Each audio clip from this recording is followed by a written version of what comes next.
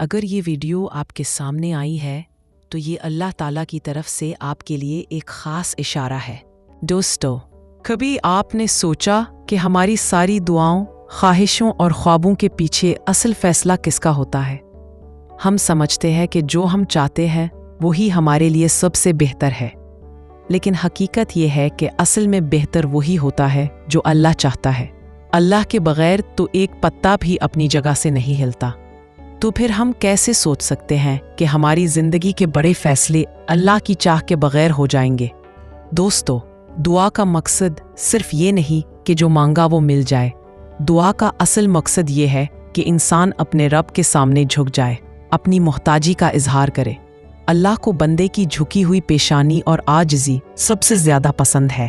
یاد رکھو، اللہ وہی چیز بدلتا ہے جو اس کی رضا کے مطابق نہیں ہوتی، اور وہی چیز دیتا ہے جو اس کی حکمت میں بہتر ہوتی ہے۔ اگر کبھی کوئی دعا پوری نہ ہو تو یہ سوچ کر مطمئن ہو جاؤ کہ اللہ نے تمہارے حق میں کچھ اور بہتر رکھا ہے۔ انسان جب اپنی خواہشات کے پیچھے بھاگتا ہے تو کئی بار ٹھوکر کھا لیتا ہے، لیکن جب وہ اللہ کی چاہ پر راضی ہو جاتا ہے تو دل کو ایک سکون ملتا ہے، کیونکہ پھر اسے فکر ہی نہیں رہتی کہ آگے کیا۔ وہ جانتا ہے کہ میرا رب میرے لیے بہترین فیصلہ کرے گا۔ دوستو، یہ دنیا فانی ہے، یہاں سب کچھ وقتی ہے، لیکن اللہ کی چاہ ہمیشہ باقی رہتی ہے۔ جو کچھ بھی ہوتا ہے اس میں اللہ کی رضا شامل ہوتی ہے، اور مومن کی کامیابی یہی ہے کہ وہ اللہ کی چاہ پر راضی ہو جائے، چاہے وہ چیز اس کے دل کو اچھی لگے یا نہ لگے۔ قرآن میں اللہ فرماتا ہے، ہو سکتا ہے تم کسی چیز کو ناپسند کرو اور وہ تمہارے حق میں بہتر ہو، اور ہو سکتا ہے تم کسی چیز کو پسند کرو اور وہ تمہارے لیے نقصان دہ ہو، اور اللہ جانتا ہے تم نہیں جانتے۔ البقرہ 216۔ یہ آیت ہمیں سکھاتی ہے کہ ہر بار ہماری پسند ہمارے لیے فائدہ مند نہیں ہوتی، لیکن اللہ کی چاہ ہمیشہ ہمارے حق میں بہتر ہوتی ہے۔ دوستو، جب دل مانگنے پر اصرار کرے اور دعائیں بار بار رد ہوتی نظر آئیں تو گھبرانا مت۔ یہ رد ہونا اصل میں اللہ کی چاہ ہے۔ کبھی وہ چیز دیر سے ملتی ہے تاکہ ہم دعا میں لگے رہیں، اور کبھی وہ چیز بالکل نہیں ملتی تاکہ ہم کسی بڑے نقصان سے بچ جائیں۔ اس لیے ہمیشہ اپنی دعاؤں کے آخر میں یہ کہنا نہ بھولو، اے اللہ، میری مرضی نہیں تیری مرضی پوری ہو، میری چاہ نہیں تیری چاہ پوری ہو۔ دوستو، زندگی کے سفر میں ہمیں اکثر ایسا لگتا ہے کہ سب کچھ ہمارے قابو میں ہے۔ ہم پلان بناتے ہیں، خواب دیکھتے ہیں، محنت کرتے ہیں، لیکن پھر اچانک سب الٹ ہو جاتا ہے، اور ہم سوچتے ہیں کہ ایسا کیوں ہوا؟ اصل جواب یہ ہے کہ ہماری چاہ کبھی بھی اللہ کی چاہ سے بڑی نہیں ہو سکتی۔ جب اللہ کی مرضی شامل نہ ہو تو دنیا کی کوئی طاقت ہمیں کامیاب نہیں کر سکتی۔ کبھی آپ نے دیکھا ہے کوئی شخص دن رات ایک کر دیتا ہے، ساری محنت لگا دیتا ہے، لیکن نتیجہ اس کی مرضی کے مطابق نہیں نکلتا، اور کبھی کوئی انسان آسانی سے کامیاب ہو جاتا ہے حالانکہ اس کے پاس وسائل بھی نہیں ہوتے۔ یہ سب اللہ کی چاہ ہے۔ رسول اللہ صلی اللہ علیہ وسلم نے فرمایا، اگر ساری دنیا تمہیں فائدہ پہنچانے کے لیے اکٹھی ہو جائے تو وہ تمہیں اتنا ہی فائدہ دے گی جتنا اللہ نے لکھ دیا ہے، اور اگر ساری دنیا تمہیں نقصان پہنچانے کے لیے اکٹھی ہو جائے تو وہ تمہیں اتنا ہی نقصان دے گی جتنا اللہ نے مقدر میں لکھ دیا ہے۔ ترمذی۔ یہ حدیث ہمیں بتاتی ہے کہ ہماری زندگی کا کنٹرول کسی انسان یا دنیاوی طاقت کے ہاتھ میں نہیں، بلکہ صرف اللہ کے ہاتھ میں ہے۔ دوستو، کبھی کبھی ہم جو مانگتے ہیں وہ ہمیں مل نہیں پاتا، اور ہمیں لگتا ہے کہ شاید ہماری دعا قبول نہیں ہوئی، لیکن حقیقت یہ ہے کہ اللہ دعا کو کبھی ضائع نہیں کرتا۔ یا تو وہ دعا پوری ہو جاتی ہے، یا اس کے بدلے کوئی بڑی مصیبت ٹل جاتی ہے، یا پھر آخرت کے لیے ذخیرہ بنا دی جاتی ہے۔ اس لیے یاد رکھو، دعا کا رد ہونا بھی اللہ کی چاہ ہے، اور اللہ کبھی اپنے بندے کے لیے برا نہیں چاہتا۔ ایک چھوٹی سی مثال لو، ایک بچہ ضد کرتا ہے کہ وہ آگ کو چھوئے گا، لیکن ماں اس کی چاہ پوری نہیں کرتی، وہ منع کرتی ہے کیونکہ وہ جانتی ہے کہ آگ جلائے گی۔ بالکل ایسے ہی ہمارا رب بھی ہمیں بعض خواہشات سے روکتا ہے کیونکہ وہ جانتا ہے کہ وہ چیز ہمارے حق میں بہتر نہیں۔ دوستو، جب انسان اپنے دل کو اللہ کی چاہ پر راضی کر لیتا ہے تو اس کی زندگی بدل جاتی ہے۔ پھر ناکامی اسے توڑتی نہیں بلکہ مزید قریب لے آتی ہے، پھر محرومی اسے رلاتی نہیں بلکہ دعا کے لیے جگاتی ہے۔ یقین جانو، سب سے بڑی آزادی تب ملتی ہے جب ہم اپنی چاہ کو چھوڑ کر اللہ کی چاہ کو قبول کر لیتے ہیں، کیونکہ تب انسان کو یہ فکر نہیں رہتی کہ کل کیا ہوگا क्योंकि वो जानता है कि कल मेरे रब के हाथ में है।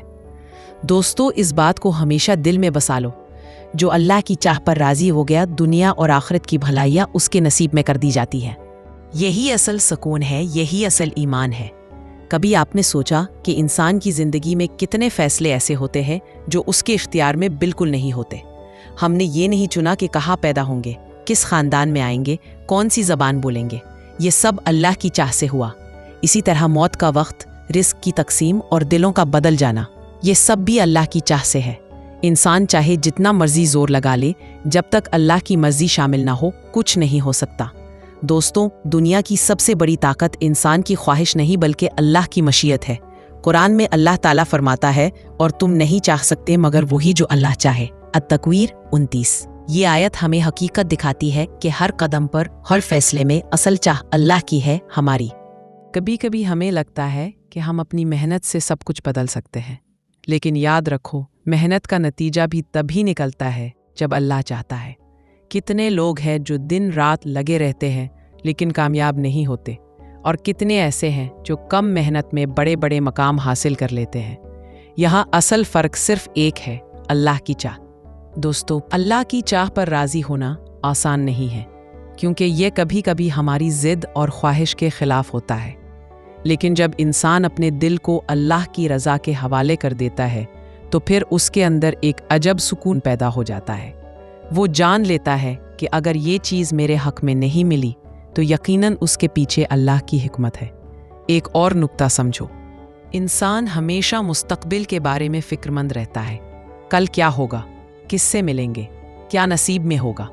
लेकिन असल में मुस्तक़बिल हमारी प्लानिंग से नहीं बल्कि अल्लाह की चाह से बनता है। इसीलिए बुज़ुर्ग कहा करते थे, अपनी चाह को अल्लाह की चाह के ताबे कर लो, फिर तुम देखोगे कि ज़िंदगी किस कदर आसान और सुकून भरी हो जाती है। दोस्तों, अल्लाह की चाह का मतलब ये नहीं कि इंसान हाथ पर हाथ रखकर बैठ जाए, बल्कि कोशिश करना हमारा काम है और नतीजे पर राज़ी होना ईमान की अलामत है। कोशिश इंसान करे, दुआ करे, लेकिन जब फैसला आए तो दिल से मान ले कि यही अल्लाह की चाह है और यही मेरे हक़ में बेहतर है। याद रखो, असल सुकून इसी में है कि बंदा अपनी चाह को छोड़ दे और अल्लाह की चाह को गले लगा ले, क्योंकि जिसने ये सबक सीख लिया उसकी दुनिया भी संभर जाती है और आखिरत भी। दोस्तों, जब हम ये बात समझ लेते हैं कि असल ताकत हमारी चाह में नहीं बल्कि अल्लाह की चाह में है, तो हमारी सोच बदल जाती है।